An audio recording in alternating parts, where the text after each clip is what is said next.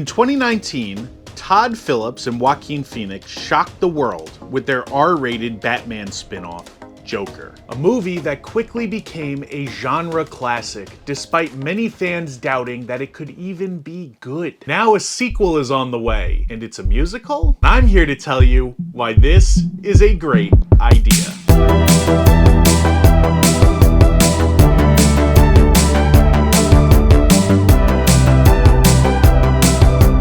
Greetings, Designing Hollywood movie fans and beyond. I am your host, Oliver Ricketts. Joker is a movie that I will admit I was initially against. Because don't forget, when this movie came out, we had just had two standout Joker performances. Heath Ledger had just reinvented this character in The Dark Knight with a performance that I still maintain is the best turn for this character. And after that was a very disappointing performance from Jared Leto in Suicide Squad. Something that cemented to many of us that maybe it was time to give the Joker character a rest for a few years. As icing on this cake, the announcement of a Joker movie coming out with no Batman in it came on the heels of Sony announcing that they were going to do a Venom movie with no Spider-Man. Something that I have been very against from the start and has proven to be more of a cynical endeavor than this Joker film was. But then of course, October of 2019 rolled around and we were all surprised. Not only was this movie good, it was great. The film was nominated for Best Picture and got Joaquin Phoenix his Oscar, an accolade that he shares with Heath Ledger. And as a fun fact, the only other instance of two actors both getting Academy Awards for the same character would be Brando and Robert De Niro in the Godfather movies. And despite all the chatter that this movie was going to fail and there was simply no room for it in the current landscape, we were all shut up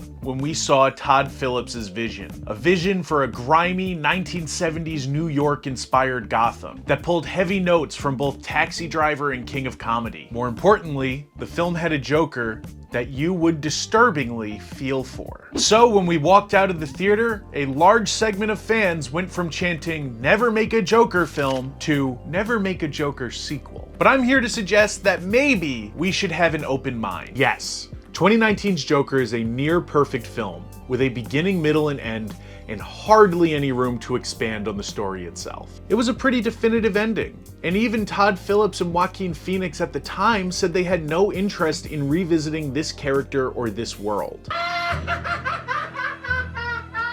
But it's also an R-rated movie that made over $1 billion at the box office. And while cynical fans will say that this sequel was born simply out of a corporate desire for more money, I would argue that that is the case for every movie that has ever been made. And the filmmakers involved, Todd Phillips, Joaquin Phoenix, and crew, would have just as easy a time making a different project being sold on that it came from the crew who made Joker as they would making a Joker sequel. So it's actually a creative choice to go back to this world. And while many of us didn't have faith in that first film, myself included, they proved us wrong. So now I feel that we as fans should trust them to prove us wrong again, especially when the sequel sounds this exciting. But before we jump into my excitement for Joker Folie à Deux, I would like to remind you guys that if you love movies, you're in the right place. Please, if you like talking about films, consider subscribing to the Designing Hollywood YouTube channel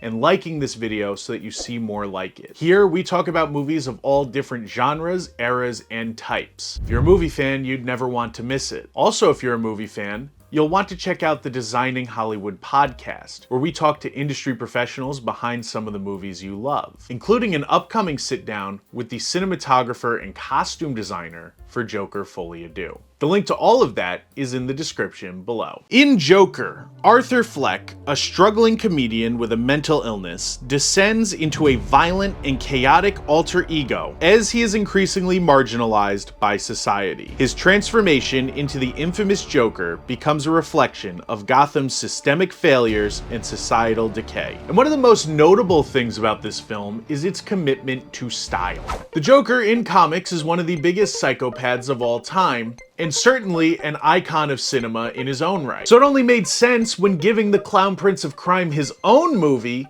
that it be modeled after some of cinema's other biggest psychopaths. Cinema fans can't help but compare the style of this film and the character of Arthur Fleck to Travis Bickle and the style of Taxi Driver, or Rupert Pupkin from King of Comedy. Of course, it's icing on the cake that Robert De Niro himself, who played both of the aforementioned characters, also appears in this movie as Arthur's biggest adversary. However, he is also a late-night comedy host who inspires Arthur Fleck, much like how in real life this take on the character was inspired by Robert De Niro himself. And I hope for the sequel that we keep this motif of wearing cinematic inspiration on our sleeve. If the first movie is Taxi Driver and King of Comedy, then maybe this film, which takes place in Arkham Asylum, can be similar to films of the same era, like One Flew Over the Cuckoo's Nest. Todd Phillips in the original Joker managed to borrow elements from older films that I had seen countless times, but still keep those elements feeling fresh and new and his own. So I would love to see him continue that in his sequel. Next, we need to consider that these are genre films that like being genre films.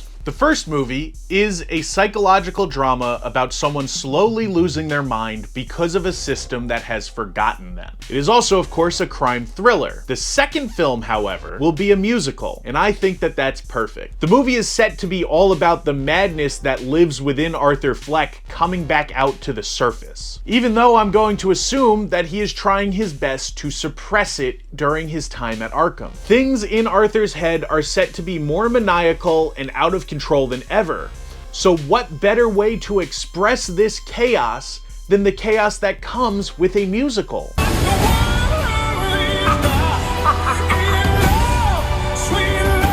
It promises extreme style that is thematically appropriate, and I think this was also a strength of the original Joker film. Another strength of the original film is its ability to take characters from the original Batman mythos who we have been with for decades, almost 100 years, and reinvent them in ways that you never would have thought of, but are still true to those original characters. Not only did we get a fresh take on Joker, but we also got a fresh look at Thomas and Martha Wayne, Alfred, and even Bruce Wayne himself at a young age. These characters don't feel shoehorned in either, and they make sense in the fabric of what this story is and its sensibilities. As a result, one of the elements of the next film that I am so excited about is who else are we going to get to see? What iconic characters are going to be reinvented and reskinned to be part of this insanity? And what better choice to start than Harley Quinn? It's okay, baby.